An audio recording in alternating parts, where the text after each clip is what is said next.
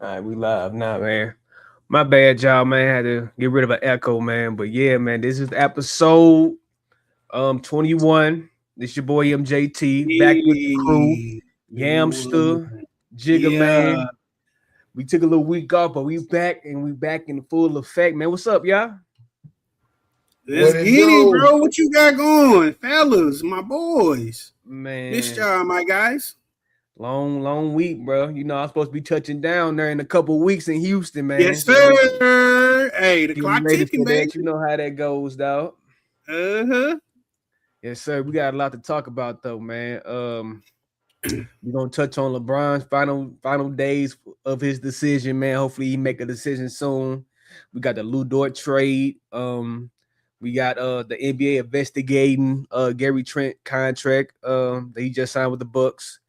We also have they've been talking about Zion Williamson. You know, there's like a yearly thing with Zion Williamson and his body bro. information. You know, he always talk about that. I want to touch on that. We can touch on some football as well with Josh Allen. Is he the best quarterback in the NFL? Ryan Clark, he just got let go from ESPN. That's a crazy. My boy, Blue. Man, I don't know why they let him go. ESPN just don't care, boy. But yeah, we're going to touch on various topics, man, tonight, man. First, we're going to touch on, of course, your boy LeBron, Jig, man. If you guys don't know, man, he still ain't make his decision yet.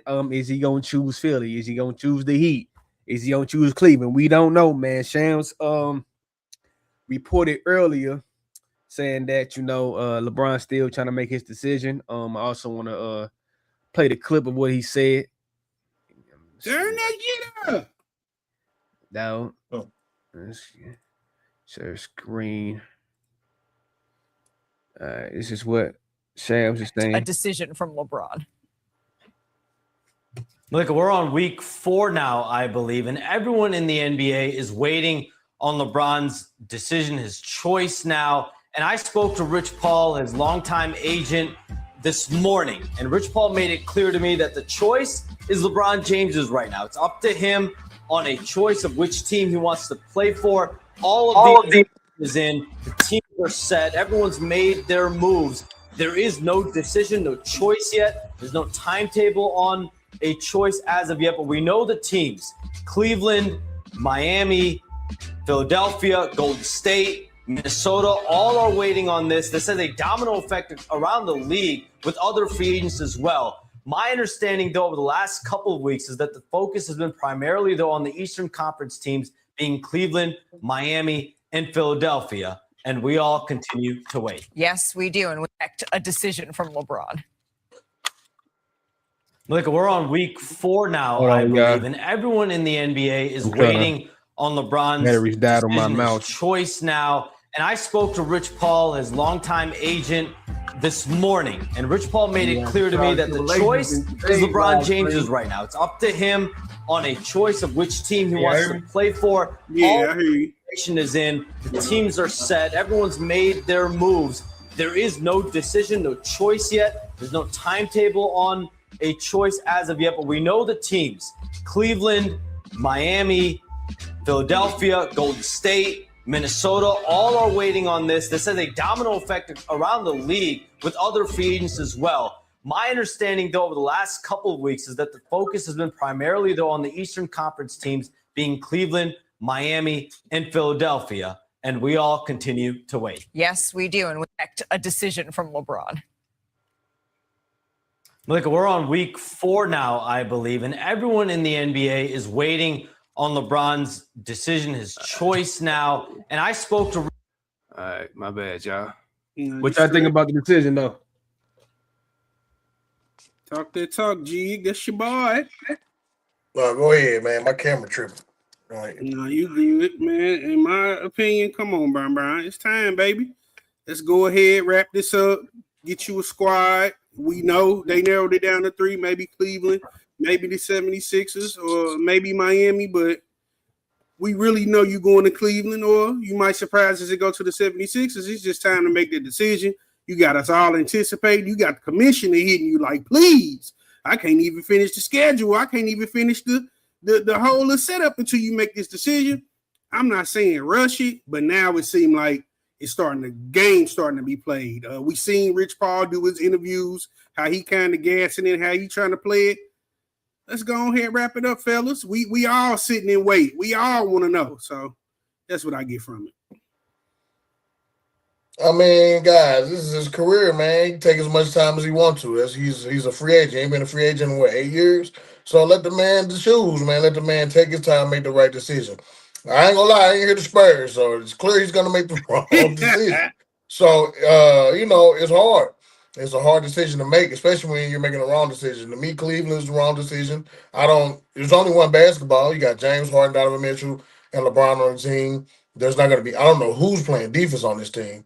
Because at this age, LeBron ain't much on defense. I mean, he's better than Donovan Mitchell and James Harden, which it says a lot. To be 40-something years old and be the only superstar that has defensive pressure, James Harden is a turn post. He's not playing any defense at all. And Donovan Mitchell tries, but he's just not a defensive player. He never has been. He's a scorer. So I just don't see that being a good look. I definitely don't see Miami being a good look, especially if he has to be the prime ball handler. If he's the main ball handler out of everybody at this stage of his career, that's no good for anybody because at the end of the day, Davion Mitchell isn't a starter. Tim Hardaway Jr. is nice, but he's not a point guard. There's not enough shooting around this team, but you're definitely going to need some three-point shooting on this team. Defensive, though, hey, they got that part covered. It's just the offense would be stagnant at some point. Then the other option is 76ers, which to me is the best option. However, once again, there's only one basketball. Jaylen Brown needs the ball. Joel Embiid needs the ball. Maxi's going to have the ball. So VJ Edgecombe, the young rookie who will be in the sophomore season, he's going to need time to do his thing. So honestly, guys, the best fit really at this point would be the Minnesota Timberwolves because this is a place where Ant-Man can play off ball. I don't know about Melo as much, but Ant-Man can play off ball, LeBron can play off ball, Jaden McDaniels can play off ball. All these other guys can play off the ball.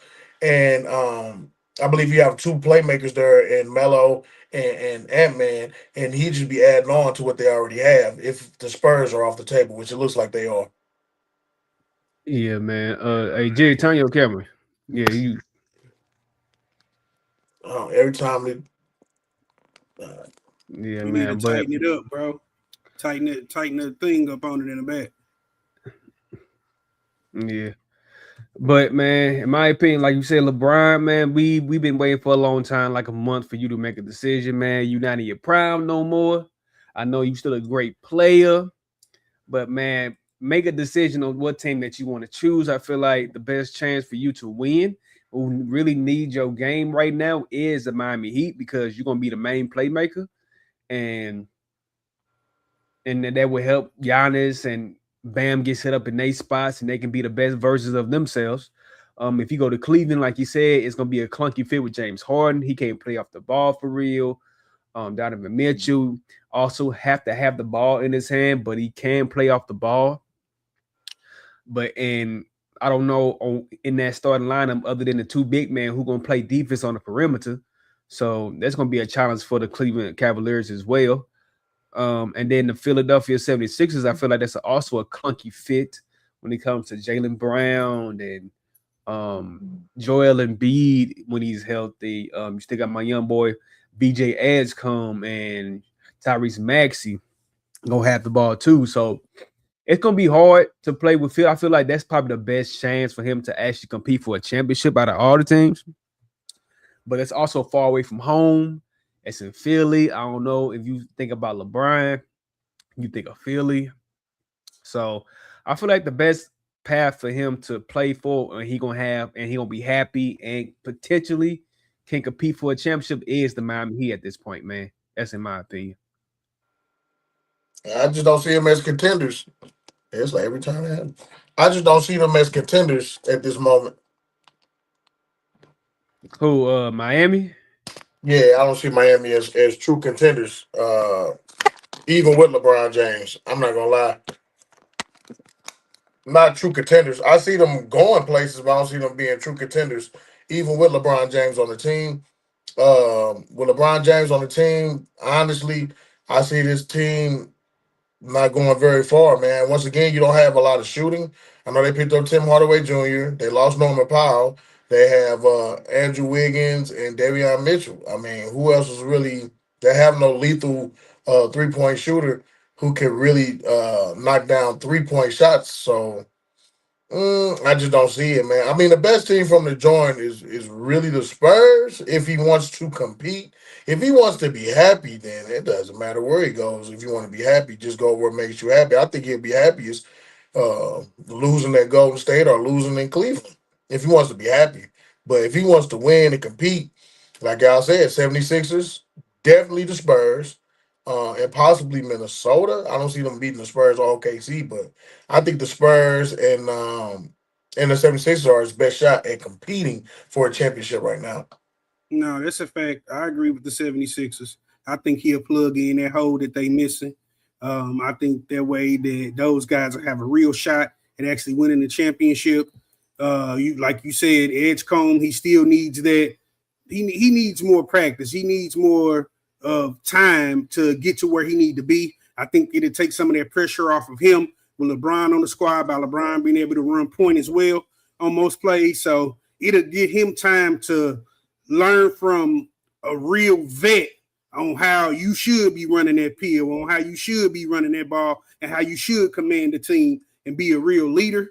I think 76ers, and even with their big guy, if he goes down again this year, that'll take some of the pressure off of them with filling that hole as well. So I'm thinking 76ers will be the best fit. Yeah, man, I understand. Hey, Jay, just when you turn it like your screen, like your phone screen, that way it won't turn like that.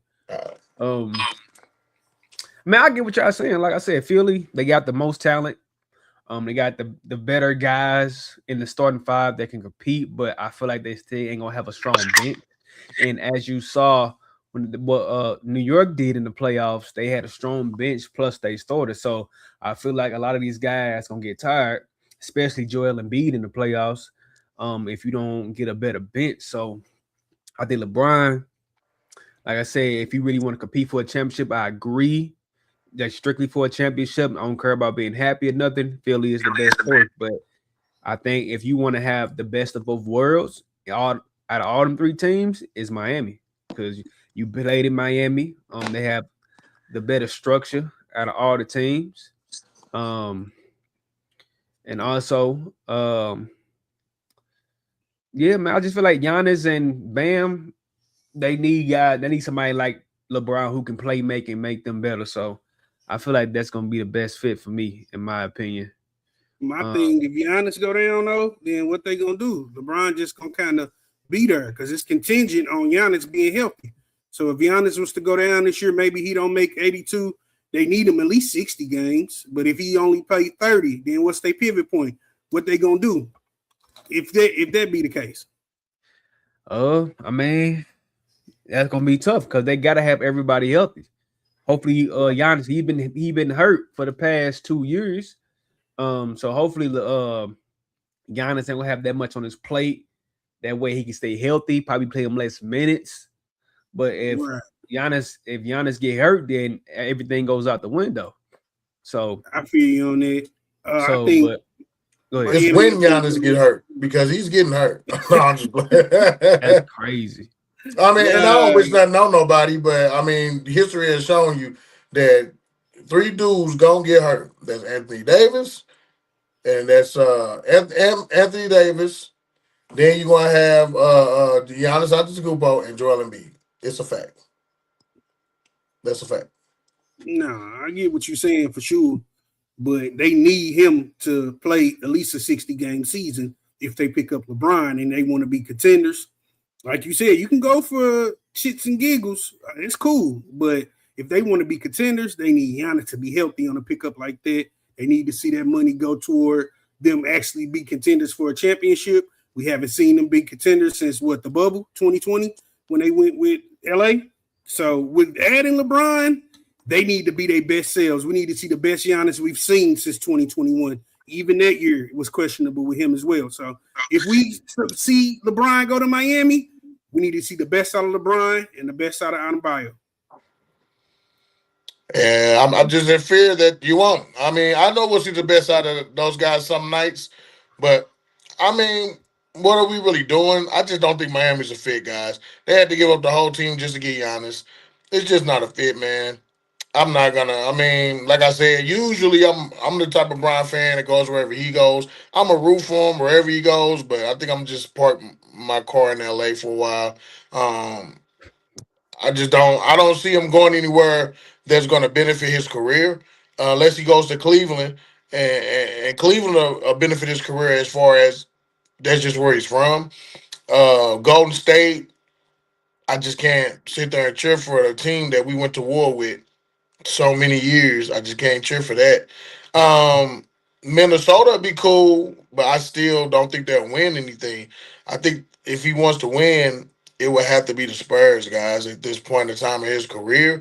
And the Spurs actually need him. Maybe they don't want him. I don't know. I'm pretty sure they do. I know Luke Cornett, he did his pitch, but I think the Spurs is one team that needs him, and he would be the perfect fit because he's not going to be asked to do the one thing he shouldn't be asked to do, and that's play defense. Everywhere else he goes, he's going to need to play defense. Cleveland is going to play a lot of defense, and in Miami, he might not have to play as much defense, but you're going to ask him to have the ball in his hands a lot.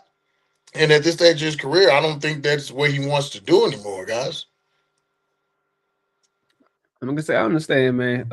Also, I got a clip of LeBron talking about his decision. Also, Decision from LeBron. Play the clip. This is the third time I've been a free agent. Obviously, in 10 when I made a decision to go to Miami, I had my reasons. When I went back to Cleveland in 14, I had my reasons. So actually, this would be the fourth. And then when I went to LA 8 years ago, I had my reasons. So, for me now, I have an almost 22-year-old son who is now my former teammate, which is hilarious. That's crazy. That's my former teammate. Yeah. And I have a 19-year-old son that's at the University of Arizona. But it's my almost 12-year-old daughter who is pulling the weight a lot. Yeah. So, going to my daughter, I was home for the 4th of July, and my daughter came home after being out with her friends and cousins and everything, and I pulled her to the side because she's up as of age now. So like anytime I leave, she's like, "Dad, where you going?" Like, "I'm going with you." Yeah. Like, where we going? Yeah. So I pulled her to the side, and I was like, "Baby, I'm letting you know, I don't want you to hear from nobody else, but I won't be playing for the Lakers next year. I will be playing somewhere else, so I won't be home all the time. And you may not have an answer right now. You can give me an answer now. You can wait. You can write it down. Just want to know how you're feeling about it because you mean a lot to me. Yeah. With me being away from you means a lot. So the family portion is a big thing too. Yeah. My daughter and my wife and things of that nature. And I'm a big family guy. So there's a lot of things that's, people are like, hurry up and make a goddamn decision, Brian. It's like, okay, it's not just about the team. Yeah. There's so many other factors that I'm, factoring in right now on what, not only best fit me as a player, what best fit me as a person, what best fit me as what my happiness, and also with my family as well. Yeah.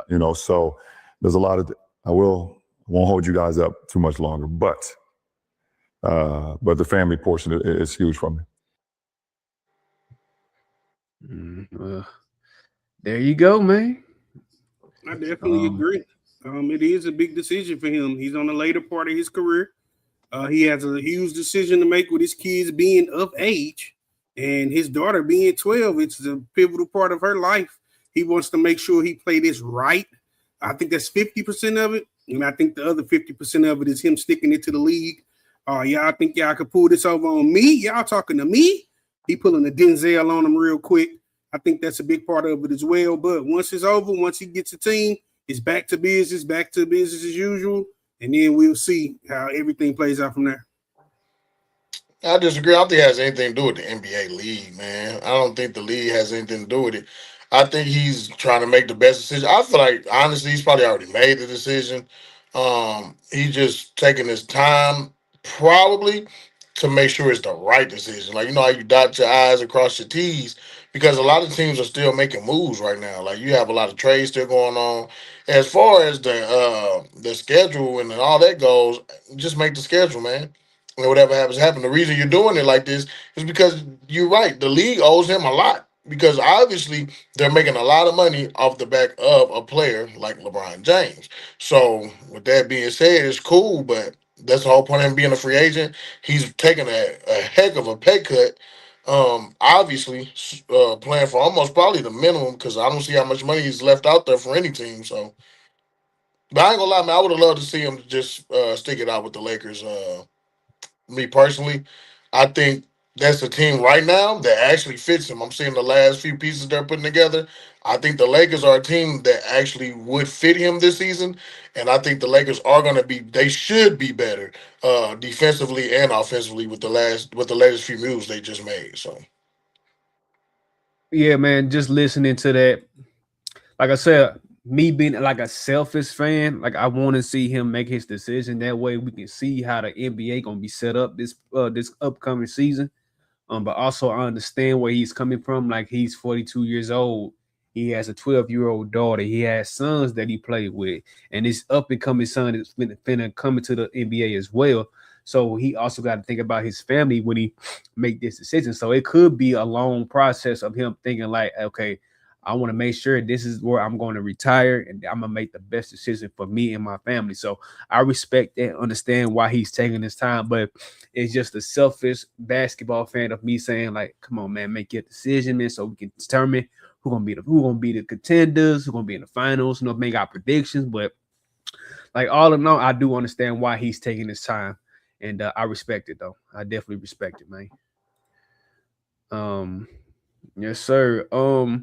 Let's touch on like a trade that just happened a few days ago, man. Lou Dort went to the Atlanta Hawks. Let me see the basis of this trade, man. Um, let's see here. Um, they trade Lou Dort to the Hawks in a 3-team deal that sends 3 second-round picks to OKC, a former number 1 pick in Zachary Risachet. I don't know how you say his name.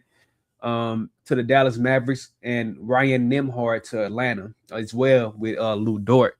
What do y'all think about this trade? And do you think this helps the Hawks? You think this gonna help OKC in the long run because they're accumulating more and more picks to get somebody big? So, or like, what y'all think about this trade overall?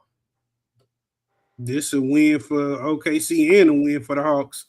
This put Lou Dort down there where they struggled. They struggled with defense going against New York. So we all saw it. So with McCollum and then Lou Dort down there 1-2 in the show, this is going to definitely strengthen their team, and they'll be able to go a full 7 with a squad and really be a factor. Then OKC's just piling picks on top of picks. Man, there's so many ways they can play with those picks and keep that dynasty going and build another super team. So that's definitely a win-win for the Hawks and then OKC. Then the other trades, I think that's just collateral damage. Yeah, man, I agree with you. The Hawks won, period. They had a really good offseason. They seem to like to do business with OKC, and OKC's liking to do business with them. OKC got 7 second-round picks, by the way. They got for Aaron Wiggins, Isaiah Joe, and now for Lou Dort. I like Lou Dort a lot on this team, a team that needed a lot of defense and score from 3. So I do like that pickup. Not only that though, you already picked up a player in Aaron Wiggins. You got a squad, and they got a lot of wings and a lot of defense coming in. So I see why they let Jonathan Kuminga. They said no, thank you to that team option that they could have offered him. I can see why they just went on ahead and said no to that because boys looking good right now. I ain't gonna lie. Atlanta made some good moves. Dallas, I don't know what they're doing per se. I like the Nembhard pickup for Atlanta as well. I think OKC just wants to get off as much salary as they can because it's getting to a point where they're gonna have to pay all those guys. They're gonna have to start paying those guys contracts that's making the OKC what they are, and they got so many reserves. I think with Jeremy McCain now coming of age, I could literally see him in the starting lineup taking Lou's spot, and he's actually better. Maybe not as good defensively, but offensively he's better. And then you already got Jalen Williams and Chet Holmgren, who's a pretty good defensive player. So I think both of those teams won this. This took them out of the second apron as well. So it was good for OKC. Mm-hmm. Facts, man. Facts. Yeah, man. OKC, like I said, they steady accumulating picks, and maybe in the future, like you said, they might get all them picks and get another star player to pair with Shai Gilgeous-Alexander. Maybe with Williams, but who knows? They might trade him in the future if he don't stay healthy, because he was hurt the whole time last season. So I think it's a win for OKC because they steady accumulating picks. Hopefully, actually use it and try to trade for somebody now. All these picks, y'all can't take it home with y'all. Y'all gotta do something with it. I think it also helps Atlanta because they do have a hole when it comes to defense. You got guys that's athletic, and what's my boy name? Jalen Johnson, and who else they got? They got a nice young core, man. I feel like Dort definitely helps. If he hit his threes, he can also be an asset to the team. So man, it helps both squads. I still don't consider Atlanta a contender after this move. They are still probably a fun team to watch. They already traded away Trae Young to the Wizards, so it's like they pretty much building this team around Jalen Johnson. So it's gonna be fun to watch Atlanta. They're gonna be another fun team in the East. So I feel like the East is still up and coming. It's not as quite as good as the West, but the East is gonna be entertaining to watch this season. You got Halliburton coming back with the Pacers. So yeah, man, I'm excited. Like I said, this move it kind of moves the needle a tiny little bit, but it don't really make them a contender or anything. OKC, even though they traded away Lou Dort, they still got Cason Wallace, who can replace Lou Dort and who's a better shooter and just as good as a defender as he is. So OKC always going to be a contender in the West with this squad. So it works out for both teams in the long run. So that's how I feel about the trade. Anything else, y'all?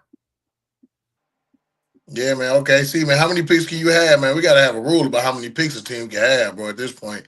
Okay, see, got more picks than they got playing. Man, bro, this is crazy. Bro, this is crazy, bro. What you going to do? Like you said, what you going to do with all the picks, bro? Like, what are y'all going to be, the clubhouse or something, man? I don't understand it, bro. Right. That's you can't go to sleep with it's a strategic move.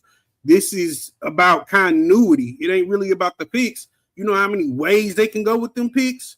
So, yeah, they in place to actually be good for the next 10 years if they wanted to and be contenders and be the number one team in the league. So, yeah, they needed that smart executive move, and them guys, they going to thrive. Thanks a lot, Clippers. They steady getting better because of you. Clippers, Rockets, they got picks from everybody. They got everybody picks, man, and it's ridiculous. And now they just got 7, even though they're only second-round picks, but still to have 7, you could trade at least 4 of them to get the first round. To me, the best players come in the second round. That's them guys you don't know about him. Then he come out shining. Nah, I don't know about that one. Nah, I have to disagree. I mean, it happens every once in a while. Name me the All-Star. Name me 5 All-Stars that were second rounders. You can't. Nah. You got to look them up. You can't just name second round picks. Like I can name Draymond Green. When he a second round pick? Yeah, Draymond, Luka, not Luka. I'm sorry, Jokic. Jokic was a second round pick. I'm tripping, but Jokic, it's not a lot, bro. That's my point. So it's very few All-Stars has been second round picks. Now you do find some good talent, but like the way he was hyping it up, I don't know about them, bro. I'm gonna name some picks. So Nikola Jokic was a 41st round pick. He 41st overall pick in the second round. Chris Middleton was a second rounder. Draymond Green, like I said, Isaiah Thomas for the Celtics was a second rounder. Let's go. Marcus Gasol was the second rounder. Paul Millsap, Gilbert Arenas, Manu Ginobili, Rashard Lewis. So you got some key guys up in here that's been in the second round. You got some, but look at Chris Middleton now. Paul Millsap, he didn't finish the second round is where you're gonna get your best players, you're gonna get your best role players from that second round. But all he named was it's for the exception of few. He named excellent role players, bro. That's where you're going to get them from that second round. And I agree. That's all I'm saying. But you said, at first you ain't say best role. You said best players. I was like, whoa. But yeah, I mean, Marcus Gasol is not a role player. Nah, but it's only, but you can't name 5 off that list who were just like, you can't name 5 off that list that was that dude. Only 3. That's what I heard. Can name you some that was like the star and who's been to the All-Star game. Gilbert Arenas, Mark Gasol. Mark Gasol. Draymond Green. He was Mark Gasol. Nikola Jokic is the biggest second rounder. Nikola Jokic, Draymond. I give you Draymond. I give you Draymond. He's an All-Star. And after a couple years, Isaiah Thomas was a star. We ain't gonna count a couple years though, man. Just a couple, man. No, we can't, man. I seen him when he came to my Cleveland. Isaiah Washington from Washington, huh? Isaiah Thomas. I mean Isaiah Thomas from Washington. Yeah, right? No, bro. He was a good. As a matter of fact, he played up until what, a year the Celtics, ago? Washington. He went to he played for the Celtics. Exactly. He don't even remember what team he played for. No, that's how good he was. He went to college in Washington, man. Y'all tripping. But like I said, for him to make the NBA and be undersized, that's cool and all, but no, man. Okay, I should have rephrased the question. Name 5 superstars. My bad. That's my fault.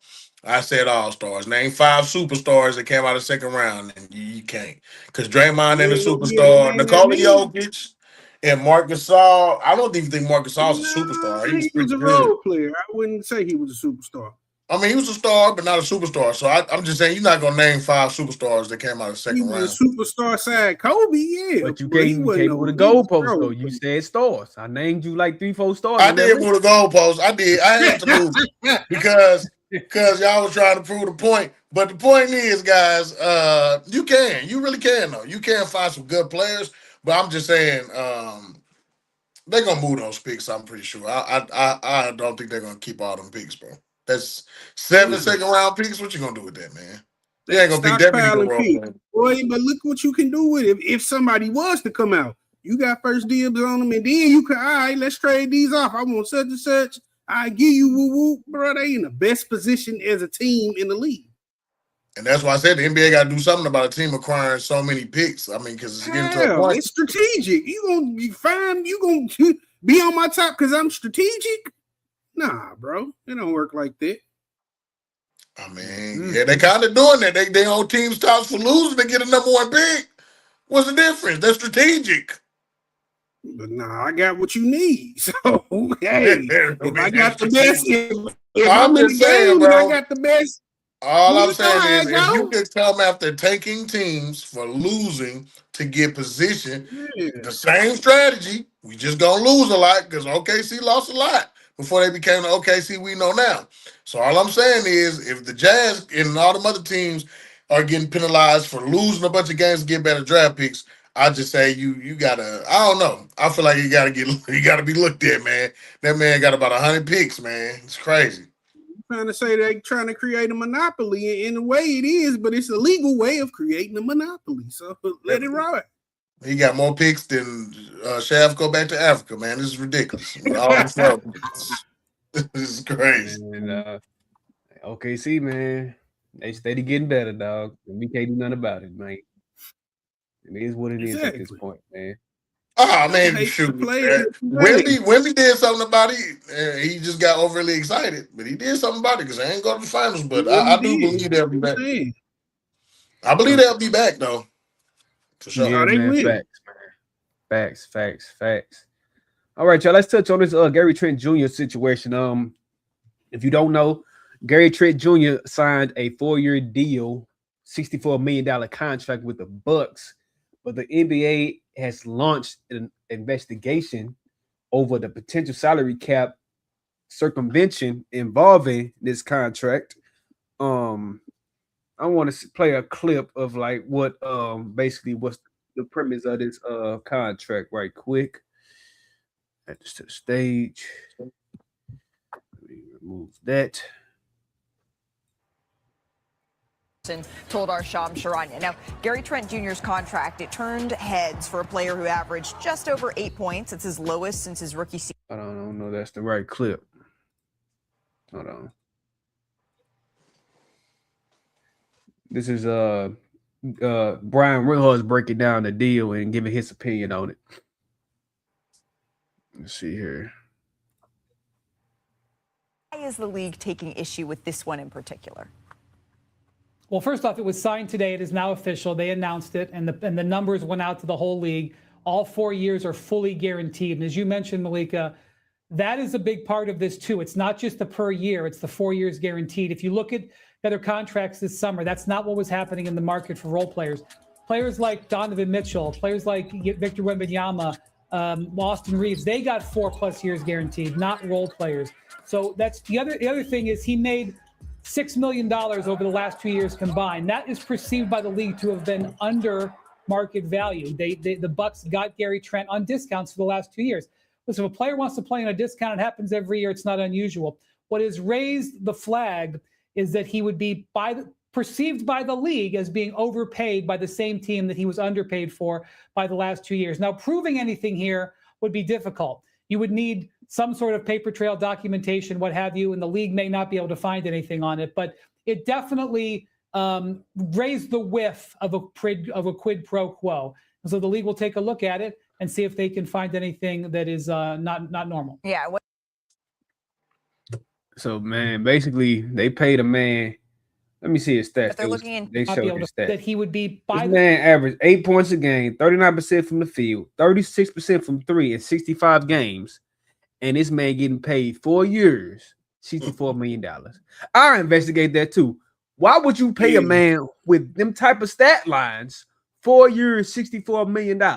That's crazy work to me. It gotta be some money in the league. Gotta be. What y'all think about this investigation? That's a back end deal. They trying to accuse him of salary cap circumvention.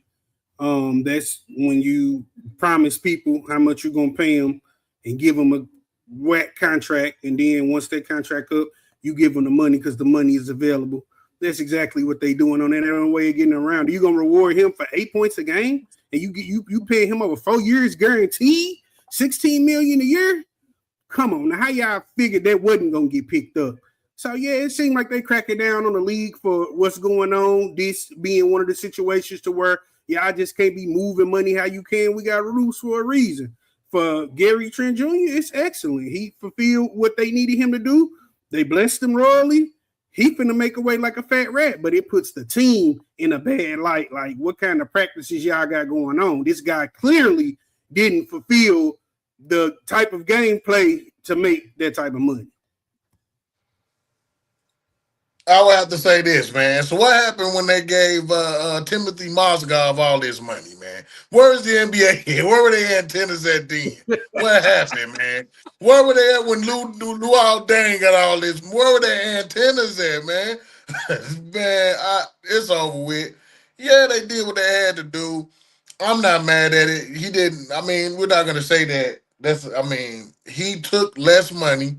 I'm pretty sure they said, hey, if you play with us for less money, this time, you know, we gonna hook you up in the future. To me personally, it's not cap circumvention to me. That's just like, man, look, I can't afford you now, but you show me your loyalty, I'll reward it later. And it's just a team or a franchise that's rewarding a player for his loyalty. I don't see, I mean, it'd be, now if that gave him a $150 million 4 year, yeah, come on, call them guys, FBI, everybody, man. But guys, he's making basically a mid-level exception. And it's a team that, I mean, right now, to be honest with you, we don't know where the Bucks are going for real. I mean, they got a lot of players in this trade, and I do think they have a shot at competing because they're in the Eastern Conference, so they have a shot. But competing for what? Tyler Hero, you got Tyler Hero. Competing for the playoffs. For number one pick. I didn't say contend though, but competing for the playoffs, I think they can get in. You got Kyle Kuzma. You still got Miles Turner down there. You just picked up Khalil Ware. You got Jaime Vasquez. I'm just saying, you got some decent players on that team. Now say that again with a straight face. Come on, bro. You see how high your voice got when you said that? Right. That's how you know. Yeah, all I'm saying is, at the end of the day, is this could be cap circumvention. You're absolutely right. I don't have a problem with it because I don't see it as that. I see it more so like they're rewarding a guy who came to play for them while he was of high value at the time when he went there and he signed up a low market value deal and they rewarded his loyalty. I don't see a problem with that. I would think it to be worse if they didn't. If they'd be like, yeah, we just used you and threw you away. Honestly, but I mean, the league gonna do what they do, but I don't think there's gonna be. I don't think the league's dumb. I don't think the Bucks are dumb enough to be like, yeah, we're gonna write all this down. So I'm pretty sure probably was a quid pro quo, and it probably was verbal between the agents and all that. And as long as everybody keep their mouth shut, they do their investigation, and I mean, the guy's making $16 million. And who's to say this season may not be a better season? Because everybody in the Bucks pretty much gave up last season because it was a lot of controversy going on. You fired your head coach. You had a lot of head coach. What did he tell them guys? He said something. Trying to pour sauce on this situation to make it taste better. Have you ever got a raise for work that they think you finna do, boy? Never in your life. No, but you've done this before. And I know you've done this before. You worked for less money to get the promotion you wanted, didn't you, buddy? Yeah, but I didn't score 8 points a game to get the promotion, buddy. Come on, right. Now they let players go for that type of play, bro. This ain't Portland Gary Trent Jr. This is the later year Gary Trent Jr., bro. He ain't that guy like that no more. And he wasn't a factor last year. So you get cut for the performance he had. You get rewarded $64 million over 4 years, $16 million a year. Come on, bro. Anybody would have thought they were suspect. I did too. So where were they at when Timothy Mozgov got his contract? That's what I'm asking. Bro, he ain't on the hot seat. Stop dry snitching. We ain't talking about him right now. It ain't dry snitching. He's done now. All I'm saying is they got different rules. I'm happy for Gary Trent Jr. I think he was a phenomenal player up until this last season, and that's why it's not flying. We didn't see him do anything this last season to deserve this contract. We know it was a backdoor deal. So we ain't seen Walker Kessler do nothing. He played 5 games last year. The man got $29 million. That's $29 million. So we're going to investigate the Lakers next because they gave the man $29 million. That's not bad. They need a bid. And Jalen Duren, who played and was an all-star, can't even get paid. And you gonna pay a man that played 5 games, $29 million? Not see this guy in the playoffs? Did you not see his performance? Yeah, he's not getting paid. Yeah, it's questionable. Are you gonna do what we need you to do if we give you the money you asking for? What did he ask for? 200? And he couldn't even make it to the playoffs? Yeah, that's substantial. What are you talking about? His team made it to the No, I'm talking about he couldn't perform in the playoffs is what I meant to say. Come on now. What the guy scored, but they were but they're not gonna be the number 1 seed without him, and he's an all-star. That's all I'm saying. Look, he's done more than Walker Kessler. Walker Kessler didn't go to the playoffs. I'm expecting him to come to the Rockets. Let's just leave that alone. I'm Walker Kessler to come to Houston, baby. Y'all ain't even got enough yards to trade a lot to get him, but Walker Kessler didn't even go to the playoffs. They're talking about a 3-deal trade right now, so hopefully it go through. So who y'all giving up? Durant? You gonna have to. Şengün, Durant, Şengün, and then somebody else. That's a terrible trade. It's a 3-way trade with Minnesota, if I'm not mistaken. Yeah, that's terrible. Not with Minnesota. I mean, what you call it? You know what I'm talking about. How we doing the Rockets? Dallas, right? Huh? How we doing the Rockets? I'm just saying. We looking to get Jalen, but to get back on subject, anybody would have flagged this deal. Anybody would have investigated this deal. It's not out the norm for him to have such a low performance and get that type of money. I'm just shocked Milwaukee actually tried to pull it off. They should have spread it around another way. I agree with Tim. Why? So yeah, I told you like when you was actually playing good or working good, like, hey man, taking less money, I got you, bro. I got you in the future. Hey, keep doing what you gotta do. I got you in the future. And he didn't do what he had to do. This man had 8 points. He was trash. And I'm gonna reward you for playing trash. No, like now that I gotta rethink the deal. Like, hey, I know I told you I got you, but the way you look, I can't pay you that much money. But you gotta honor the deal because you already said it, and you said it to a point. But but the point is, it's got to be. It's something on paper with an agent, because agents ain't dumb. So it's something on paper. That paper got shredded the moment he signed that deal. It was on paper, boy. They went straight to the commissioner's office, like, yeah, this is what the Bucks did. I'm trying to tell you guys, they strong-armed them. They can't put it on paper. Have you ever seen the movie with I forgot who played there? I forgot his Michael something about the story about McDonald's. How he told him he was gonna get him that paper, and it was a handshake deal, and it never came to fruition. You can't sue for nothing like that, bro. It's just it's hearsay. Right. But unlike the McDonald's guy, his agent was smart. He said, "You gonna put something in writing?" It can't be in writing because you're right. Illegal. But you can record people. Ooh, yeah, and you can show that video to a judge, to the commissioner. It depends on what state you in. Yeah. Yeah, and you can get, and now he's getting $16 million. And that video is long gone. It's not even in the iCloud no more, baby. It's a wrap. What about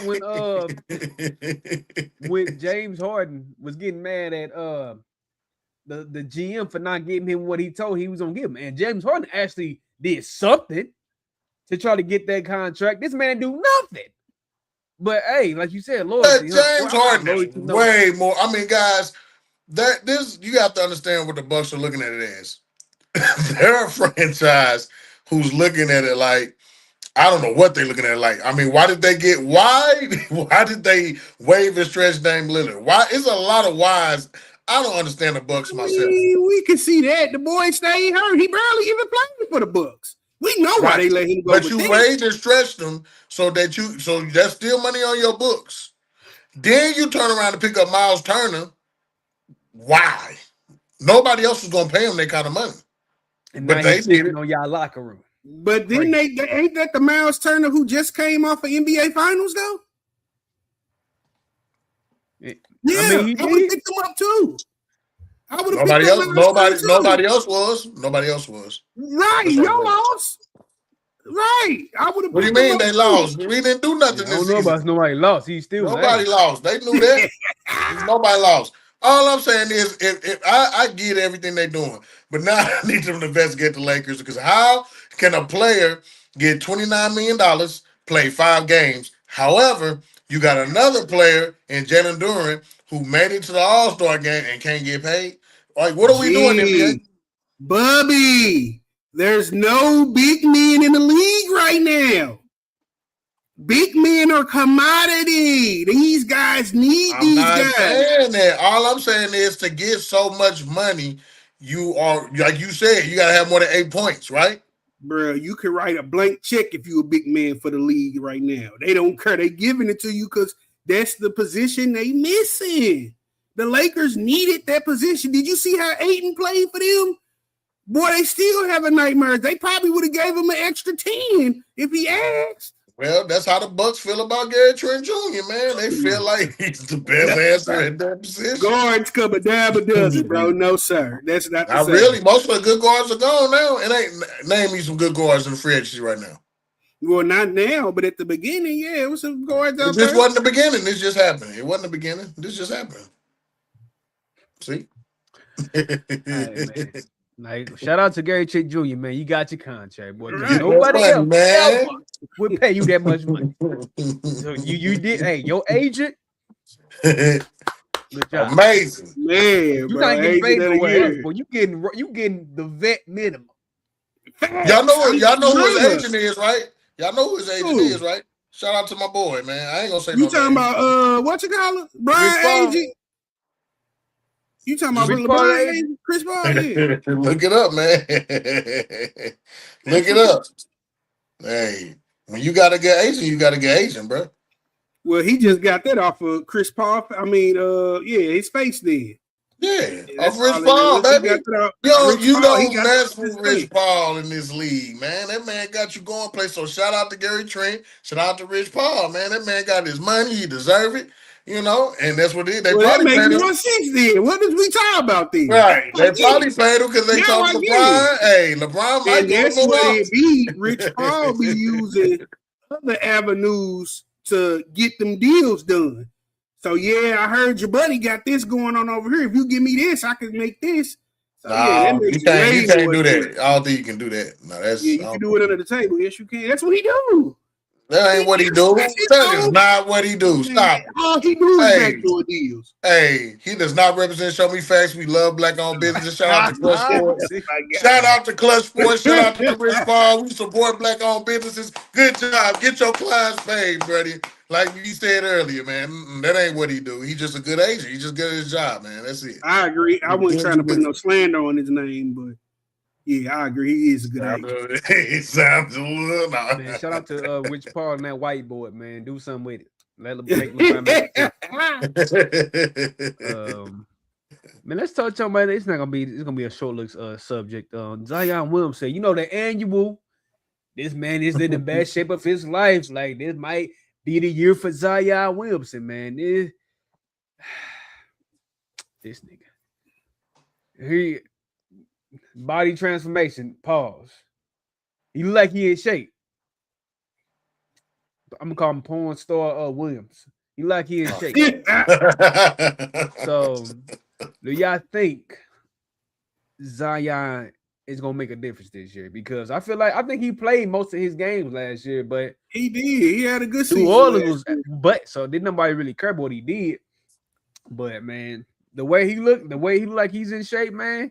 He need to be that all-star. He need to be under that number one pick that he just got that he got picked from. So man, he looked good. Pause. I don't know if they still not gonna do nothing this year because it's New Orleans, and when the last time New Orleans been relevant. So what y'all playing on? Y'all got opinions on it? Do you think this man care? He's in the last 2 years of his deal. You think he care about what New Orleans think or what New Orleans gonna do? This guy is beefing up to get him a new deal. This guy is advertising right now. He's not doing this for the betterment of New Orleans. He's been voicing how he wanted out of New Orleans for the last 3 or 4 years. So now he's not doing this to make the team better. He's doing this to advertise for himself. Look at me. Look what I could do. This is what y'all gonna get. He's gonna get another max contract. He's gonna be able to fulfill that max contract if he don't get hurt. And also in his contract, it says here that his salary for the 26-27 season, which is $42.1 million, with a portion of this total guarantee, has a specific weight and game played incentive. So he got to be a certain weight to get the money, to get all the money. That's it. That's it. He's been doing everything. So, hey, shout out to him. He's going to get his money because it seems like he's in shape. He just got to play so many games and 42.1, my bad, $42.1 million. Is his last year option? Is his last year option? Do you see that on there? It says that's what I want to know. The 27-28 season is scheduled to become an unrestricted free agent. Exactly. So you know what time it is. No, it's just time to get paid. Right. It's time to get paid again for that next contract. And it won't be with New Orleans. You know it ain't. And you know teams want him. So come on, man. What is we talking about? I mean, if it's not with New Orleans, they have to trade, though, because he's an unrestricted free agent. So it would have to be a signing trade, which would probably work in the Pelicans' favor because they can get a lot of draft capital and probably some good players for him, possibly. But I ain't gonna lie, ain't nobody trading nothing for him, man. Ain't nobody finna do all that. Who gonna trade? OKC, because they got a lot of pieces to throw away. Give them 7 second-rounders and 2 first. But no, he need the squad. Somebody need a 4, man. Somebody need a 4. Like he said, like somebody. He's an unrestricted free agent. Somebody gonna pay him because 4s is hard to come by. Thanks. And he's one of them guys that's athletic. He's strong, and he can average you like 20 to 25 points a game when he's healthy. So somebody's gonna sign him. If Gary Trent Jr. can get a contract, I know Zion. He ain't got Rich Paul though. Zion ain't got Rich Paul. I don't care if he got Rich Paul or not. If you gonna pay Gary Trent, you better pay Zion Williamson, even though he's hurt. I wouldn't like we said, you gotta give him incentives at this point of his career because he always hurt. He played most of the games last year, but still, like he's known for being hurt. So, but like you said, this is his show out year. He got to show out to get that next contract, that max contract that he's looking for. So this just like you said, this just advertisement to okay, I'm gonna be serious this year. I want to get that next contract so I can be fat again. So he gonna do this, and then he gonna mess with porn stars again, and then he gonna be out of shape. So that's how it's gonna go, man. Shout out to Zion Williamson, man. You doing it? This is the annual year of you being in shape. So congratulations. You know, this is another year. So all right, man. I wouldn't do him for a 4 or 5 at all. Nah, I would do him for a 2 if he do get a next contract. Can you hear me? Yeah, I can. Yeah, he gonna get 4 or 5 though. Somebody, like you just said, somebody gonna pay him. Somebody gonna pay him. It might be the Lakers. You never know. They ain't got no money. Yeah, it'd be a good look to me. They ain't got no more money. They don't got no more money. You right. Yeah, that's a wrap. They ain't got no more Three money. Stooges over there. Let's that's enough about basketball. Let's touch on some football because the football season finna start coming up, man. Let's go, sir, man. ESPN put out they little annual like top 10 quarterbacks of next year. I'm gonna pull up the list right quick. Let's see here. This is ESPN list. Top 10 NFL quarterbacks as ranked by coaches, executives, and scouts. They got Josh Allen at number 1, Pat Mahomes at number 2, Matthew Stafford at 3, Joe Burrow at 4, Lamar at 5, Dak at 6, Justin Herbert at 7, Drake May at 8, Jared Goff at 9, Caleb Williams at 10. So, what are y'all opinions on this top 10 list from ESPN? Man, Josh Allen at 1, Caleb Williams at 10. Bro, who doing this list over there, bro? Come on now. Let's make it make sense. Ain't no way that Caleb Williams ain't finna switch with Joe Burrow. It's even injured. This boy ain't barely played. Come on, bro. Make it make sense. And then Josh Allen, boy, you can't make it past the playoffs. How you get number 1? Are they anticipating you be number 1? Or what is going on here, bro? So yeah, it's a lot of questions for me. Yeah, man. I wouldn't have Josh Allen number 1. I do like Josh Allen as a quarterback, though. I'm not gonna go that far. He's definitely top 5 or top 3 in the NFL. Definitely not number 1. If we're just based it off of last season, number 1 for me would be Matthew Stafford, and then Patrick Mahomes. And then I still have to do a little more research, but Josh Allen definitely would be top 3 or top 4. Of course, my boy got hurt. Why can't I think of his name right now? Y'all know number 8 Ravens. Man, why can't I think of his name? Golly. You talking about Lamar Jackson? Lamar Jackson? Yeah, there you go. Lamar Jackson. He's a phenomenal quarterback. The list is up here, sir. You can look at the list. I could. I mean, bro, I can't see that list, man. My eyes ain't that good, man. I ain't gonna lie. You. Yeah, I can't see that well. I only can see a portion of it. Yeah, you go, Lamar Jackson. Man, it's small. But yeah, Dak Prescott. I like Dak Prescott. I don't like the Cowboys. Yeah, he in the right spot. He in the Jared right spot. Jared Goff. So I mean, if I'm looking at this list, I would just move Matthew Stafford up to 1, Pat Mahomes to 2. Mm-hmm. Joe Burrow's going down further. I'd never put Joe Burrow in front of Lamar Jackson. Bro, I'm switching Joe Burrows with Caleb Williams. I'm just saying I'm definitely moving Joe Burrows down. Lamar Jackson is definitely going above him. And then I would have Dak. I like Dak a lot. Then I would have Joe Burrows. Well, Drake May first, then Joe Burrows, and then Jared Goff, and then the rest of the list is correct. I'd say I might have Caleb Williams over Justin Herbert. Facts. But I mean, he would still be top 10, which is still an accomplishment. Caleb Williams still has more to show. He's a little inconsistent. at times, but he is a playmaker. Did he not have the best season? Oh, wow. No, he didn't. Actually, Matthew Stafford had the best season. That's why he was the MVP. So, yeah. No, he didn't. Boy, are you kidding? Bro, Caleb Williams killed it, especially in the playoffs. Did you not see this guy's style of play? Mr. USC? I saw him. Since Matt I saw him. He threw an interception and sent his team home. I saw him. Did you see the game? I did see it. I definitely saw it. The game he played to get to that spot. Boy, you crazy. He had a year. He threw it away. I'm just saying. You keep telling me that I see it. I'm just telling you, yes, he threw an interception that sent his team home. I did see it. All I'm saying is Caleb Williams is a top 10 quarterback. We want to talk about interceptions. We got to take that Prescott off. He got to come off the list if we talking about interceptions. Come on, bro. Well, actually, make the playoffs last year. Dak Prescott had 4,552 passing yards last year. Caleb Williams only had 3,900. Okay. I mean, Dak Prescott been in the league 10 years. Okay, but he's just better at this point. That's all I'm saying. He's just better. Okay, that's it. I'm not saying anything wrong. I'm surprised Trevor Lawrence.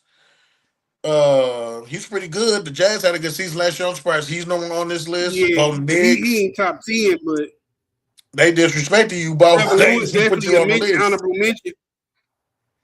Yeah, Bo Nix got a lot of honorable mentions. Bo Nix was a manager. I think they was carried by their defense for most of the year. Their defense really did it right. Same thing with Trey Nato. He was scoring a touchdown a game. He wasn't doing that. In my opinion, though, I agree with you. I think they should put Matthew Stafford at number 1, drop Josh Allen at number 2, and then Patrick Mahomes at 3. Because Patrick Mahomes, he got hurt, and I don't think he really had a great year. Not at all. Look up Pat Mahomes stats. He ain't do nothing, boy. He ain't do nothing. I'm looking at the top passing yard throwers. He's not even on the list. He got hurt like game 8. No, he got hurt. He had 3,500. Even with a hurt, he was 3,000. Boy, Patrick Mahomes, look at the previous year. Boy, you crazy. That's low. That's 0 for Patrick Mahomes. Nah, like you said, he threw 3,500, 62% passing percentage, completion percentage, 22 touchdowns, 11 picks, 89.6 passing rating. I put him at number 3. That's out of 8 games, though. That ain't a full season. But I think he struggled the whole year with them having 11 interceptions in 8 games is crazy. But I think, like I said, I think Matt Stafford is number 1 last year, and then didn't he win MVP as well? Yeah, he's the MVP. That's what I said. He's definitely number 1. Yeah, he had a 65% completion percentage, 4,700 yards, 46 touchdowns, 8 interceptions, and 109.2 passer rate. So I got him at number 1. Like I said, I got Josh Allen at number 2. I don't think his stats is that impressive, but I think he's still probably one of the top quarterbacks in the league. So I got him at number 2. Burrow and Jackson got to go down on my list for me because both of them was hurt. And then Lamar Jackson, he keeps on letting me down in the playoffs. He don't really show out like he should in the playoffs. So I'm dropping him down. I will put Dak Prescott over Lamar and Joe Burrow. I think we need to go ahead and take out Justin Herbert. Yeah, I'm tired of seeing him just getting it off the humbug. Yeah, I think they just put him in the top 10 at this point because of talent, but he'll never show what that talent gonna perceive. Like he's terrible in the playoffs. Just like old man Rivers, they both the same.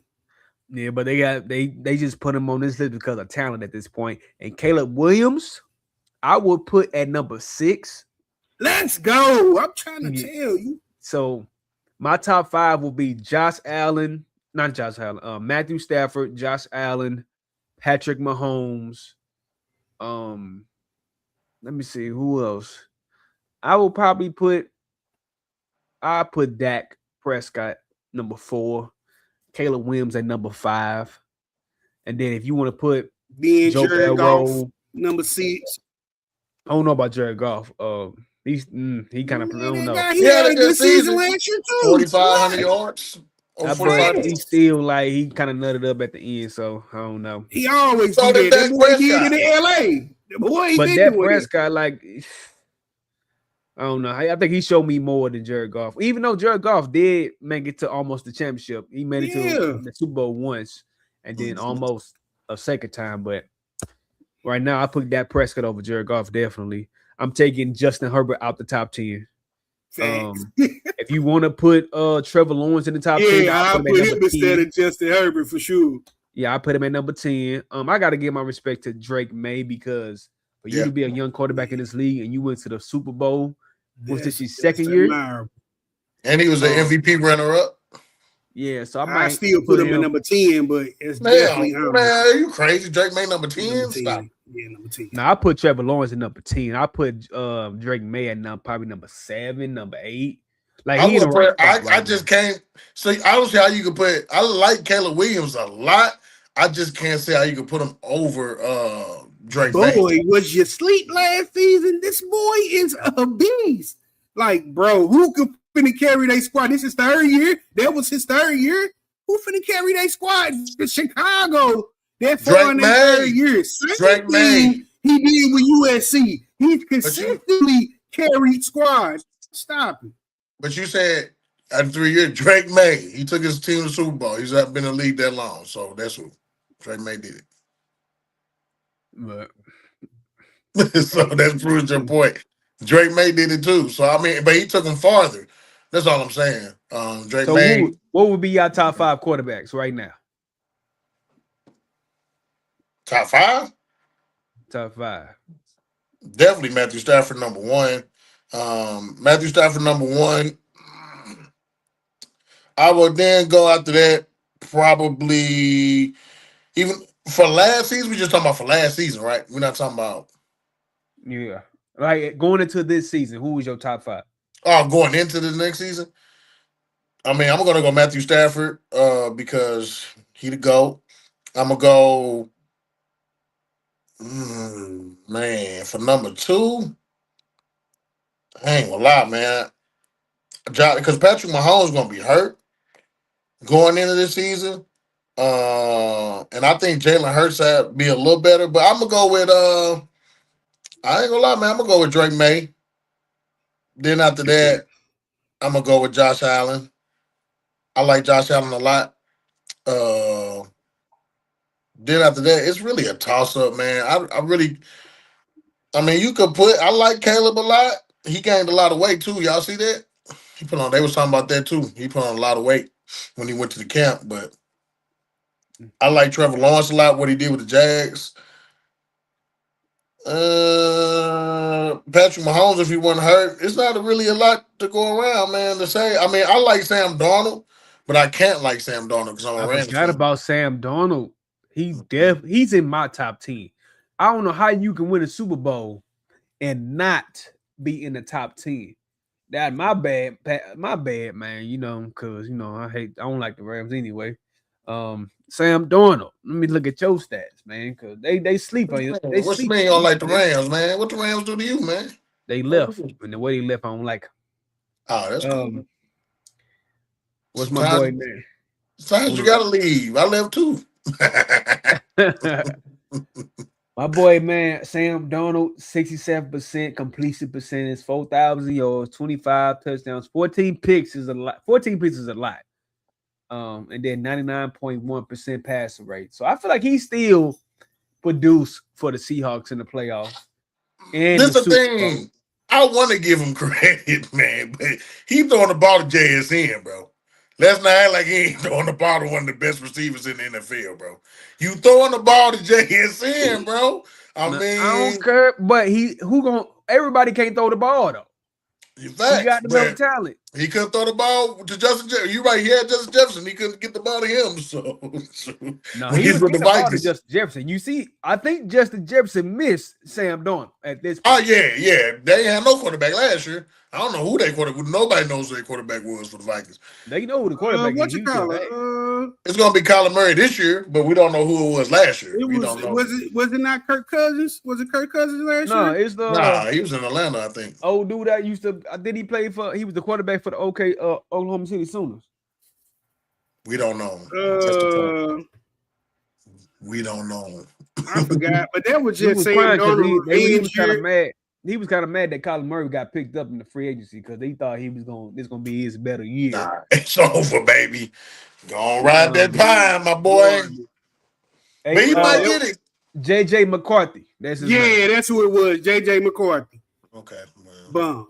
But Sam Darnold just mad how Vikings did him. He had a lot to prove. You could tell he carried a chip on his shoulder and he drugged. Well, I wouldn't necessarily say drug because he had a good running back. He had JSN. He had old boy playing the other side. He had a squad, but it wasn't no way he wasn't getting to this Super Bowl and winning. He had it on his face. So let's not say that because they barely almost win. If it weren't for a fumble from Xavier Smith, I mean, stop all that. The Rams was right there. We was right there. The Rams was right there. Yeah, I know. Sam Darnold did everything in his power for them to win. Them boys put on the show. Yeah, we all know the real Super Bowl was the Rams versus Seahawks. So that was the real Super Bowl because we didn't have no faith in the Patriots. So still the Patriots. Yeah, you're right. Nobody had faith in the Patriots. So man, right now, I think Sam Darnold is getting the Jaylen Brown treatment. He did all this, got MVP, and then they still have quarterback. How can you not have Sam Darnold in the top 10? But you got what has Justin Herbert do for him to be in the top 10? How is Justin Herbert in there and Jalen Hurts not in there? Boy, is you crazy? Jalen Hurts had a terrible season last season, though. That don't mean I can't stand that tush push. We can't stand the tush push, man. I don't care. You stop it then. Dig deep. Go under. Like the coach used to tell us. You got to go under. Down, under, and go up to stop that. So, yeah. And then you got teams who stopped it. They wasn't getting that off like that last year. You don't Jig, you don't think Sam Darnold's top 10? No, I do. I like you said, I'll take Justin Herbert off the list. There's a couple dudes that come off the list, bro. I don't know what list you just had up, but Jalen Hurts need to be in that top 10, bro. That's what I said about Sam Darnold. Just the list that was up. I would take Sam Darnold over Goff, over Justin Herbert, over Joe Burrow for sure. Yeah, I'll take him over all three of them all day long. Yeah. They disrespect. Like I said, man, I know Sam Darnold and Brown had a conversation because I know y'all feel disrespected because they don't give y'all no respect. This man had a bad 3-4 years because he played for the Jets. I think he played for the 49ers at one point. I forgot what other team, but he played for the Vikings and he balled out for the Vikings. And you see when he left and they had JJ McCarthy, what they do?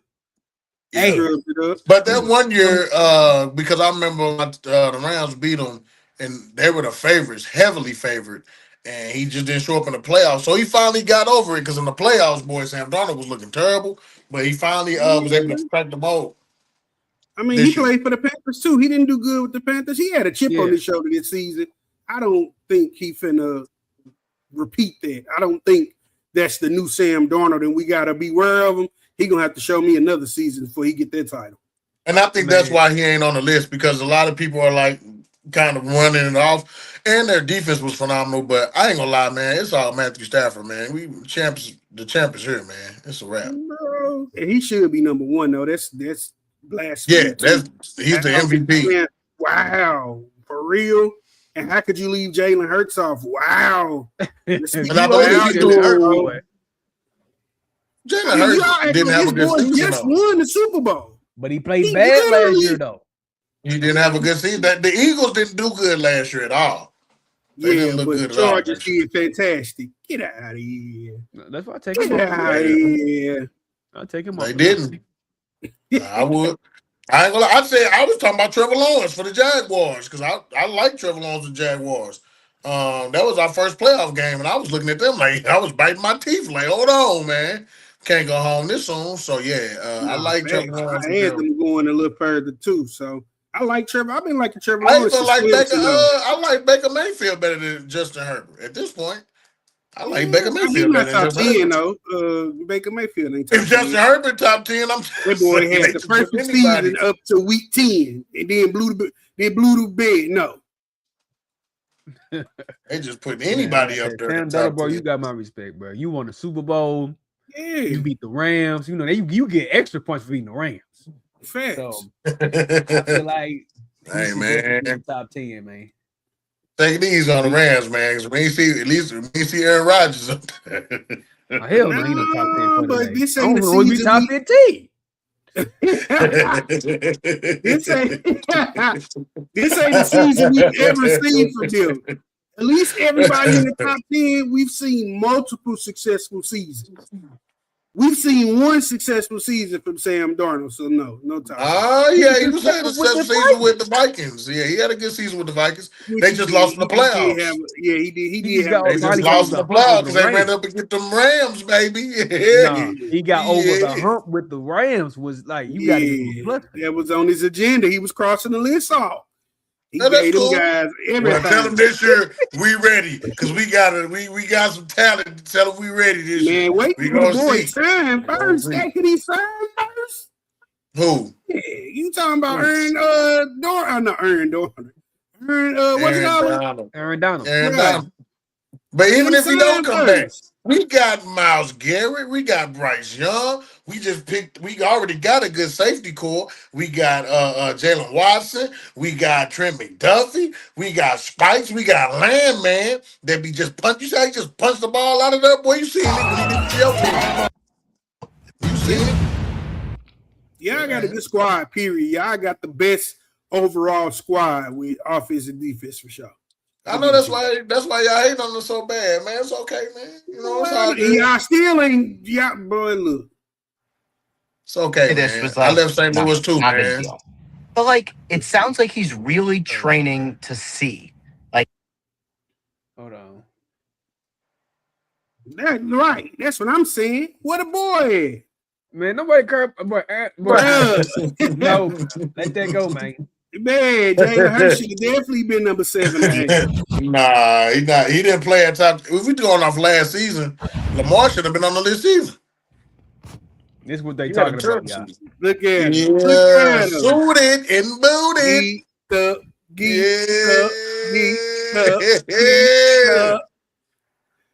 Yeah. Man, at this point, the Rams are cheating, bro. Like, how they paying all these players? Nah, that ain't cheating. Even if Mike got Aaron Donald coming back. It ain't like he coming back to a new squad. He coming back to his squad. Yeah. Going home. Stack him up. Man, they already got Myles Garrett, bro. They don't need him either. They still finna lose. They still finna lose in the semifinals. Boy, y'all some haters, boy. I tell you, at least we'll get there because the Texas, man, y'all ain't even got a quarterback. Y'all quarterback showed up, man. Hey, look, he got one time. He got one more chance with us, bro. And we going to get Deshaun Watson back. He got one more chance. We going to get Deshaun Watson back, bro. Man, Deshaun Watson don't even know what he doing out. That ain't saying much. Boy, he used to be the man. Boy, Deshaun Watson ain't played in 3 years. And they finna have Deshaun starting with Shador coming off the bench. Boy, the Browns finna be. Y'all better watch out for them guys. We're not watching out for them. We're not. They lost Myles Garrett too. We're not looking out for him at all. We're not. Myles Garrett was good for Myles Garrett for the Browns. He was good for Myles Garrett, but not doing. He was a one-man show. He played for a sack record. So now he's gonna be. So now we got a 4-man show because we got 4. You got Punta Ford, Aaron Donald coming back, Bryce Young. Hey, you're not. Your quarterbacks is gonna get hurt playing with. Yeah, what I was just finna say. A quarterback hate to see them coming, boy. Ooh. Running backs too. Sam Darnold, man, do it again, bro. Championship, baby. I look. He got my respect now, but he'll be top 10 if he do it again. Even if he gets to the No, I was just saying, even if he get to the semifinals, he got my respect. Bro, we ain't going we Super Bowl, but anywho, this hater man we talking about Sam semifinals. Darnold. We ain't talking about Stafford. We talking about Sam Darnold. Yeah, because you know he won the Super Bowl just like he did the last time. But let me tell y'all this, man. Sam Darnold also said that when he comes back, because they were talking about, man, he'll have a role where he just might be a third down or fourth down type of D tackle. And he said, nah, if I come back, I'm coming back to start. He says, I'm coming to do the darn thing. So all I'm saying is, man, if you got those 3 to 4, because they run 3-4 a lot. If you got them out there, whoo, boy. Have you seen the boy work out? The boy cut like a lick at the strip club. Pause. Straight up. Yeah. So yeah, he gonna come back. He's definitely gonna start for sure. So that's no question. We're not questioning that. Is he gonna help them get to another Super Bowl and win another Super Bowl? Is the question. Yes, it's not even a question. He already did it before. He got championship DNA. Matthew Stafford has championship DNA. Puka Nacua, even though he's never won a championship, he's got championship DNA. He's tough as nails. We got Devontae Adams, who's desperate. He wants a championship. He was the best scorer in the red zone last season. We got him coming back. We got the top tight ends coming out. Bro, we got a future Hall of Fame coach in Sean McVay. What are we saying, guys? What are we talking about? Only thing we need to shore up was our secondary. We did that. Mike Shula, the defensive coordinator, just get your head in the game, man. You got defensive backs now. I don't want to see that stuff happening no more with them long. Like, come on now. Yeah, but we looking at a top 5 defense in the making. We rank with a top 5 offense. Super Bowl, baby.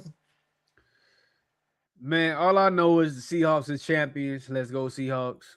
If don't hold on, who your team, man? Who your team? I'm still I don't like the Rams. And then they try to get us. I want them to lose. What's wrong with Pittsburgh? Your team need to beat us. Tell the Pittsburgh to beat us. We don't have no expectations from Aaron Rodgers, that quarterback. We ain't got no expectation. We probably gonna be the same. Seahawks got a good defense. Their offense is good. They did lose. They MVP of the Super Bowl, though. Yeah. Mm-hmm. But they already had a boy. He was just hurt. He was doing this thing. Osmond. Yeah. But I'm just saying, you ain't got that 1-2 punch no more. And that's what they used to get us at, was running the ball. But now if you run the ball with Aaron Donald and Myles Garrett, you're not running the ball like that no more. That's all I'm saying. You're not getting it out. So we good. Boy. Ooh, that front gonna be crazy. What? Crazy NFL. Jesus. The 49ers, man. Shout out to the loser Niners, man, too. That's gonna be our first game. Can't wait to whoop on them. What you talking about, Mike? What are you talking about with the 49ers? They gonna be good, but I ain't got them winning nothing, bro. They still got old boy Brandon Ayuk. That boy over there. Then they can't. That's what having an Antonio Brown moment. Yeah, over there, bro. For real, man. No, they got a lot. They got a lot. They got too much going on, bro. And to add Mike Evans, I don't think Mike Evans gonna like it, bro. I like Mike Evans as a pickup. No, but I don't think without everything going around on that team, then we don't know how whatchamacallit gonna play. He stay hurt. He had a decent season last year. Brock Purdy? Yeah, Brock Purdy stay hurt. Brock Purdy, no. You talking about Christian McCaffrey? Christian McCaffrey, yeah. Him too. He stay hurt, but I'm not worried about Brock Purdy. It's Brock Purdy. This is his time to shine.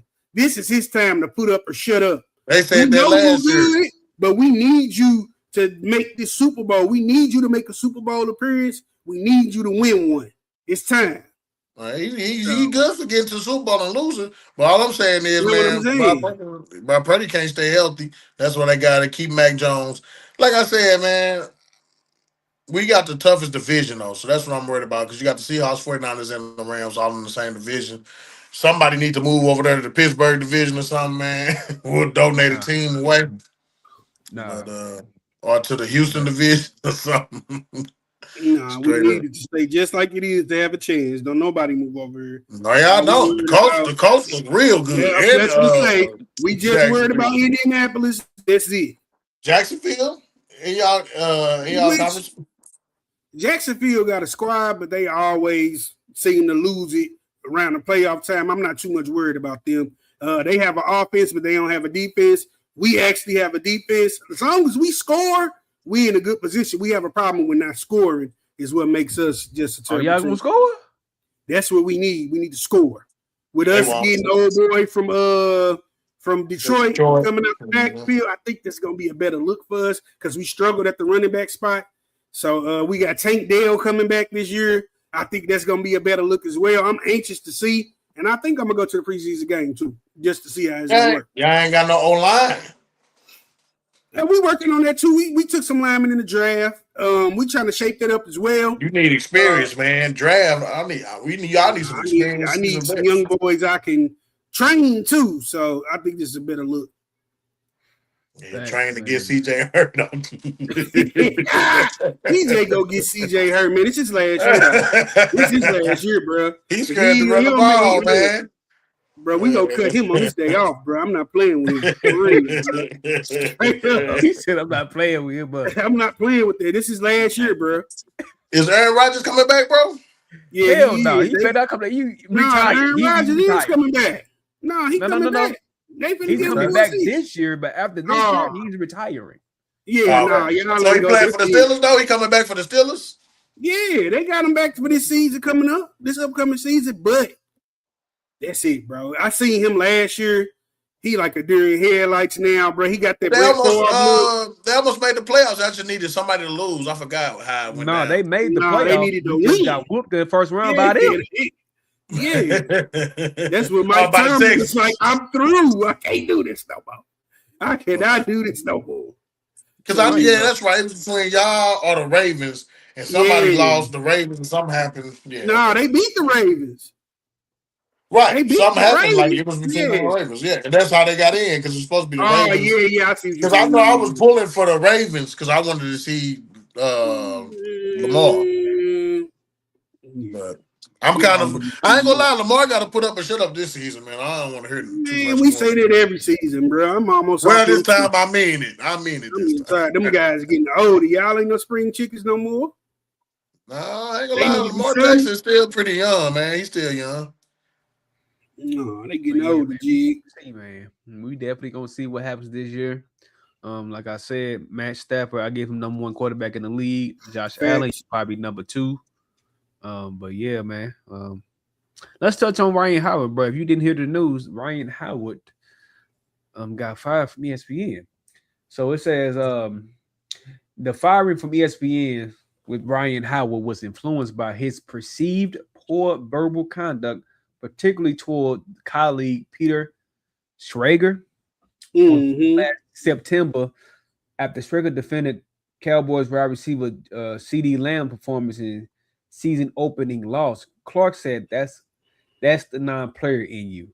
Schrager asked Clark not to belittle him, and later that day, Clark apologized on X, writing, "Today I had an altercation with my colleague Schrager, whatever how you say it, both on and off the air that I regret." Let's see here. I think I got let me see if I got So let's see here. They also said this clip is this is when he found out that he got fired mid-show, supposedly, allegedly. I don't know if it's true. Patrick Ricard, so we could get those big packages along with Cam Skattebo that were huge in Baltimore. Patrick Ricard. After that moment, they said he got the news that he's being let go by ESPN. So what do y'all think about ESPN letting Ryan Clark go? Man, you can disguise it how you want. ESPN been falling off for a while now. ESPN is getting beat out by these mini podcasts. I don't even watch ESPN anymore, to be honest with you. It's not, they can make it any excuse they can. It's not because of what Ryan Clark did.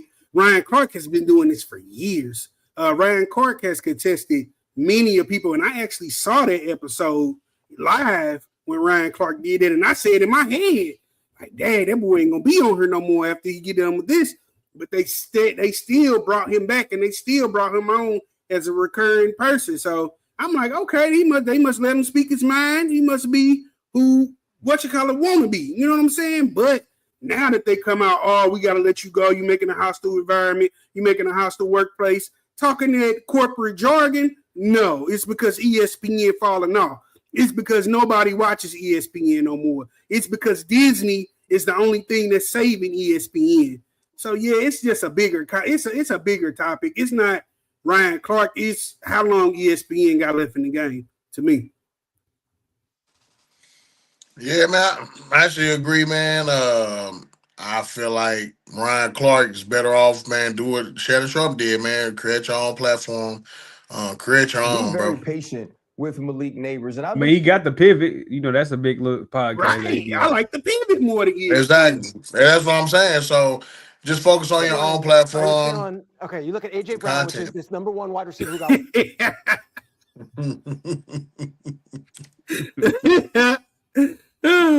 Man. Also got the clip of what they said that he belittled my boy. This morning, are you feeling okay? You look at AJ Brown, which is this number one wide receiver who got one target all night, and then you got CeeDee Lamb.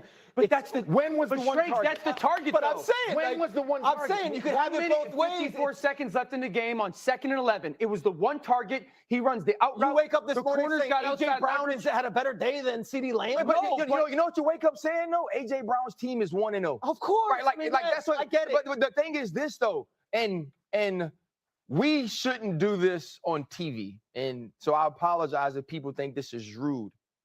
That's the non-player. Oh, view. stop. That's CeeDee Lamb is. Let me tell you why. I'm not saying I'm not looking at fantasy football, Ryan. I'm not. Don't belittle me like that. I could come in and say, as 3X players are saying one thing, and give an alternative perspective that maybe CeeDee Lamb did play well. And Peter, what I need for you to do is not get mad and let me finish for one. Okay, go on. It wasn't about you. It was going to be about me. Okay. As a player, I can't speak for CeeDee Lamb. I'm speaking for. That boy, Brian, boy, your days were numbered at that point, boy. We let you live. Yeah, man, you got me talking to them folks like that, man. He said, "Don't be literally like that." I watched that episode. I did. I seen that live, and I cringed when I seen it. Like, I don't know if they gonna let him get away with that one, but that's who Stephen A. Smith think he is. He think he Ryan Clark. No, Stephen A. You wish you could roll like that, but. You the top pay, you the top exec at ESPN, but Ryan Clark, that was a bold move. He had a couple interviews that made me question, like, that ESPN letting him roll like that now, but for them to say it came to an end because of that, no, it's budget cuts. ESPN is doing poorly right now. ESPN is getting dog walked to the smaller podcast on YouTube and other outlets, and they ain't no telling how long they gonna survive for sure. First, I don't think Stephen A. want to be Ryan Clark right now. Like he's the guy paid, like you said. I don't think he want to be in that position that Ryan Clark was in, and now he lost his job. Even though I think he's still gonna be fine because he got his own podcast with the Pivot. That's a great podcast. Check that out as well. But that surprised me, even though it really didn't surprise me because ESPN always make cuts like this. Like you wouldn't think, oh, Ryan Clark is a good analyst, especially on TV. They let go my boys from the NBA with what's Jalen Rose, right? Derrick Rose. They let go Mark Jackson and my other boy who the coach. He back coaching now.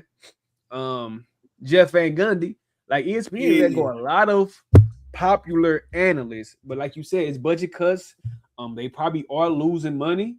Because and don't nobody watch TV anymore. They watch YouTube. They watch Twitch. They watch all these other platforms. ESPN, they don't watch TV like that no more, man. So yeah, they gotta make their cuts. Like I said, right now, Stephen A. is the face of ESPN right now. Also with Mike Greenberg, he's still there. He's still getting his money as well. But Ryan Clark, man, yeah, them tough moments to watch, especially on ESPN. You know they don't play about that. So yeah, man, more power to Ryan Clark, man. Probably everything happens for a reason, man. He's still gonna be cool though, in my opinion. Man, look, saying that Stephen A. Smith is the face of ESPN and saying I'm the face of Ponderosa. Boy, it's one location left. They on their way out, bro. They on their way out. It just ain't like that no more. I watch ESPN from time to time. Maybe I'll put it on in the background while I'm working, but bro, I used to be growing up. Popping on ESPN to see the latest news. Boy, I watch Club. Shout out Club Shay Shay. I watch the Pivot. Shout out to the Pivot. and I'm watching all the smoke. I'm watching stuff like that. I'm not watching ESPN. Yeah, I mean, I don't think ESPN is broke. I don't think they broke. Like that's why they're making budget because like bro said, they do this every year, man. Every year somebody's got to go, and I think that didn't help his case. They're saying the situation over. I don't think it was that bad. Dude wasn't a player. I wouldn't have took no offense to it because, hey, shed some light because I don't play. So let me inform me. You know what I'm saying? Because a lot of times, if you're a fan of the game or somebody around the game, you thinking one way, whereas a player's thinking another way, and that's cool. We can all have different opinions. I don't think it was that bad to be that offended by. I think what really offended him by that is because. Let's be honest, he was the only black man there, guys. Okay, and he talked to that man as if he's like, "Yeah, man, you can't." He questioned his credibility. Boy, that's big. Nah, bro. Tim, time out. Let me cook, bro. Because I get you. Don't question my credibility. Okay, we question each other's credibility. We do it. But we ain't on no national syndication either, boys. You we are. YouTube basically told people. National. This ain't national. This private. But you just basically told people I wouldn't really trip off what he said because that ain't how it go. Because we was players, and that ain't how it go. And we not really tripping off what Buddy said. We're not tuning in to see him. Okay, we don't care, bro. Just like with Stephen A. Smith, bro. He cool and all, but bro. We want to see what Perk got to say. We want to see what Rich Jefferson got to say. We want to see what they got to say too. We want to see what all them got to say too, right? That's just a fact. You know what I'm saying? Because they played the game. And like I said, there's a lot of other podcasts you can go to. I get all of that. All I'm saying is, at the end of the day, for me personally, bro, I just seen Stephen A. and Perk and all them other guys have way different stuff to say than that. You know what I'm saying? To me, what he said wasn't that bad, bro. I know why it was taken that bad, bro. It was taken out of context. Because if you look at the stage, guys, play the video again, look at the clip. Not only did he say what he said, but he's the only one of that color to say something and stop the whole show and try to quote unquote discredit him. Bro, it's a debate show. That's what we want to see. We want to see a debate. We don't want to see y'all holding hands and having the same type of take, bro. That's my opinion on it. I mean, you don't have to have the same take, but like as a colleague of mine, I'm not gonna disrespect you like that. Even though I probably think like that, I'm not gonna disrespect you on live TV like that. And plus, I work for ESPN. ESPN not gonna play that. Especially ESPN. So it's like you can have your opinions, and people love ratings, people love drama, and they could be a rating builder, but I forgot about that. So it wasn't that big to me, but ESPN thought it was big enough. It wasn't even that big, man. Bro. Skip Bayless told Shannon trying to put his glasses back on, B. And you see what happened with that show. That show is no longer exactly. Right. He challenged his credibility too. But my point is, when are we going to acknowledge the fact that this was basically I said all to say this: us as African American men, we need our own platforms anyway. And we do, and we crush ESPN. And that's it. So stop looking for ESPN and create your own. Just like Shannon Sharp did. And that's just like Cameron and Max did. That's it. Yeah. That's all I'm saying. Because I'm tired. Because he said what he said. It wasn't bad enough to get fired, but it'd be different. Man, I had one dude. Don't even give it no fire like that, bro. You know how corporate go. You could have had a write-up from 2 years ago. When they time to get rid of you and they don't have no way to get rid of you, what they gonna do? They gonna go get that write-up from 2 years ago. And that's cool. We were just thinking about this, man, and man, I hate to do it, man, but it created a hostile environment. You know how it go, bro. They didn't have no other way to do it. And that's dope. That's my point. That's why he got the pivot. And that's what you need to do. Keep pivoting, my brother, because we ain't got time for that, bro. Create your own lane, bro. We are the brand, bro, at this point in time. So create your own lane. That's why ESPN is a dying breed, bro. Nobody's tuning in to ESPN like ain't nobody checking for ESPN. Boy, they play 30 for 30 every day. That's for 4 hours. They have no other shows, bro. If it ain't First Take, if it ain't now live, if it ain't shows like that, bro, they ain't got nothing coming. I don't watch it. I don't even watch First Take no more. I used to watch First Take every morning. I don't even watch that no more. So, yeah, bro. What is we talking about? Yeah, man. Like I said, shout out to Ryan Clark, man. You still got a lot of going on. So everything happens for a reason. And hey, do your own thing, like you said, bro. You got the pivot. If you want to do another podcast with just you, do that. But it's money to be made out here, bro. You can get your face out here by any means. Like you said, a lot of people don't watch TV no more. So it's all about live streams now. So I feel like if Ryan you watch it, no we want to invite you to show me facts. You can come hop on with us, bro. And if you watch it, go ahead, hop state on your with opinion, man. Hey, tell you how you feel, man. This is a safe big facts. Safe place, baby. Say, pull all your heart out. Cry. What do you think? Safe. Yeah. Look, yeah, we love you here. Ain't nothing but love. Pause. Facts, man. All right, y'all. I believe that would be it with all the topics, man. We had a lot to go. We started off kind of really rocky with the little technical difficulties, but we got it together though, man. I appreciate for everybody showing love who came to the podcast episode and showed love. How y'all feel, man? Feeling good, man. It's a lot more to come. We love y'all. Y'all keep showing up for us. We're gonna keep showing up for y'all. Help us build this thing. And who knows? We might be in contention with ESPN, baby. Hey, man. I'm gonna tell you, bro, possibilities out there, man. We just keep on grinding, keep on, anything is possible, thing, man. I'm telling you, bro, keep being consistent, man. All right, y'all. We appreciate y'all for watching this episode 21 of Show Me Facts podcast, man. Welcome to the podcast, where opinions meets facts and the facts speak for themselves, man. I'm your host, MJT Reacts, man. That's my boy Yamster over there, Jigga Man Jones, man. We gonna see y'all next episode, man. We appreciate y'all, and we gonna see y'all next time. Let's get it.